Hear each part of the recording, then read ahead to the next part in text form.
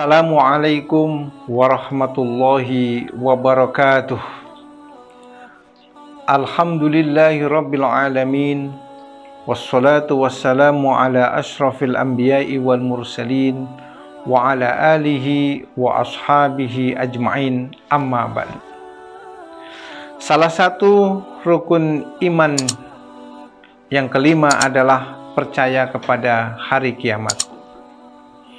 Rasulullah Shallallahu Alaihi Wasallam bersabda bahwa ada pertanggungan jawaban manusia nanti pada hari kiamat, dan manusia akan ditanya oleh Allah Subhanahu Wa Taala di yaumil mahsyar dengan pertanyaannya itu jumlahnya ada 4. Rasulullah bersabda dalam hadisnya, an Mu'ad ibni Jabal radhiyallahu anhu qala Rasulullah sallallahu alaihi wasallam, lan tazula qadama 'abdin yaumal qiyamati hatta yus'ala an arba'i khisalin. Diriwayatkan dari sahabat Mu'adz radhiyallahu anhu bahwa baginda Rasulullah sallallahu alaihi wasallam bersabda, seseorang tidak akan bergerak kakinya di yaumil qiyamah sebelum menjawab 4 pertanyaan yang diajukan oleh Allah Subhanahu wa Ta'ala. Pertanyaan yang pertama adalah an umrihi fima afnah, terhadap usia yang diberikan oleh Allah, untuk apa usia itu dipergunakan selama hidupnya di alam dunia ini.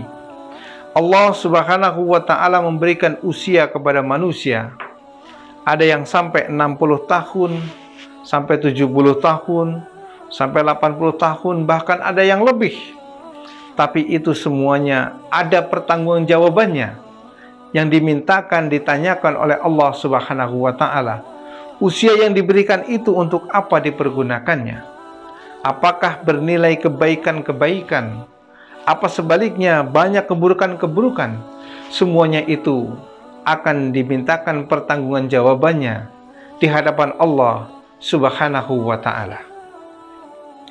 Pertanyaan yang kedua yang diajukan oleh Allah kepada seorang hamba di yaumil mahsyar adalah wa an sababihi fima ablah, dan terhadap masa mudanya yang diberikan oleh Allah Subhanahu wa Ta'ala, untuk apa dia habiskan.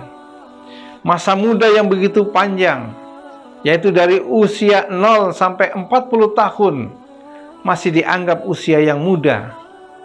Untuk apa itu digunakan?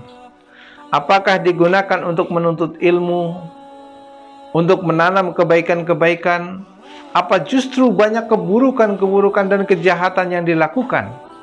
Itu juga akan ditanyakan oleh Allah Subhanahu wa Ta'ala tentang masa mudanya, untuk apa digunakan dalam masa-masa muda yang dia berikan oleh Allah Subhanahu wa Ta'ala. Kemudian pertanyaan yang ketiga yang diajukan oleh Allah Subhanahu wa Ta'ala kepada hambanya di yaumil mahsyar adalah wa an malihi min aina iktasabahu wa fima anfaqahu, yaitu tentang harta bendanya. Khusus untuk harta benda ini ada 2 pertanyaan. Dari mana dia memperoleh harta benda itu? Apakah dengan cara yang benar? Apakah dengan cara yang salah? Apakah dengan cara yang haram? Apakah dengan cara yang halal? Semuanya itu akan ditanyakan oleh Allah Subhanahu wa Ta'ala. Semakin banyak harta yang kita miliki, semakin banyak harta benda yang kita punyai, maka semakin banyak pertanyaan-pertanyaan yang diajukan oleh Allah. Tidak sampai di situ saja, tetapi wa fima anfaqahu, harta yang banyak itu yang diberikan oleh Allah, untuk apa diinfakkan, untuk apa dibelanjakan, itu juga ditanyakan oleh Allah Subhanahu wa Ta'ala. Apakah digunakan untuk belanja-belanja yang baik-baik seperti membantu pembangunan dalam urusan agama, membangun masjid, membangun madrasah, membangun TPA, membangun majelis taklim, membantu orang fakir miskin, yatim piatu, itu adalah harta yang digunakan dalam kebaikan. Jika sebaliknya juga digunakan dalam kejahatan-kejahatan atau keburukan, Ingatlah semuanya itu ada pertanggungan jawabannya di hadapan Allah Subhanahu wa ta'ala. Dan pertanyaan yang keempat di yaumil mahsyar yang diajukan oleh Allah Subhanahu wa ta'ala adalah wa an ilmihi madza amila bihi. Dan terhadap ilmu yang diberikan oleh Allah Subhanahu wa ta'ala, untuk apa ilmu itu digunakan. Maka banyak orang-orang yang pandai, banyak orang-orang yang pintar, banyak orang-orang yang berilmu. Ilmunya itu digunakan untuk apa? Apakah untuk kemaslahan orang? Apakah untuk kemaslahatan umat? Apakah untuk membantu menyelesaikan urusan masyarakat?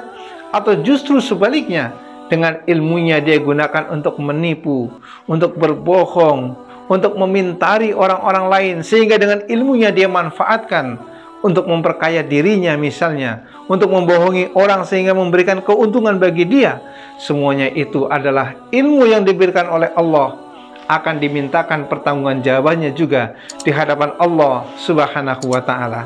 Inilah pertanyaan-pertanyaan di yaumil mahsyar yang diajukan oleh Allah sebelum kita bergerak menuju pengadilan Allah Subhanahu wa ta'ala.